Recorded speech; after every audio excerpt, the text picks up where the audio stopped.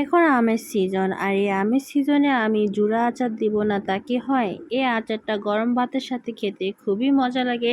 তাই আজকে আমি কিভাবে আচারটা বানালাম আপনাদের সাথে শেয়ার করব। তো এখানে আমি 1 কেজি পরিমাণ আম নিয়েছি, আর 500 গ্রামের মতন এখানে আমি পেঁয়াজ কুচি নিয়েছি।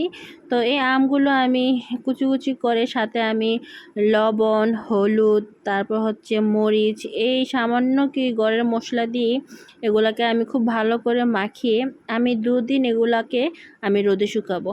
তো রোদে আমি শুকাবো, কিন্তু অত বেশি শুকাবো না। এই তো দেখতেই পাচ্ছেন যে আমি কেমন শুকাইছি, কারণ হচ্ছে এখানে বেশি মরমরা করিনি আমি, তবে শুকাইছি খুব সুন্দর করে। তো এখানে আমি খুব সুন্দর একটা বয়মে এটা বয়ে নিচ্ছি, আর আমি এটা দিব সরিষার তেল আর হচ্ছে রসুন আর শুকনো মরিচ। তো এগুলো দিয়ে আমি তেলটা খুব সুন্দর করে গরম করে ঠান্ডা করে নিয়েছি, যেহেতু আমি এখন এই আচারের মধ্যে এগুলো দিয়ে দিব।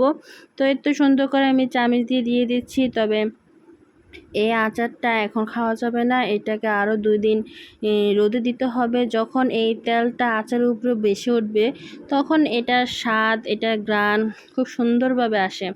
আর এই আচারটা গরম ভাত আর খিচুড়ির সাথে খেতে বেশ ভালো লাগে। এই আচারটা আমি প্রতি বছরই বানাই, খুব ভালো লাগে আমার কাছে।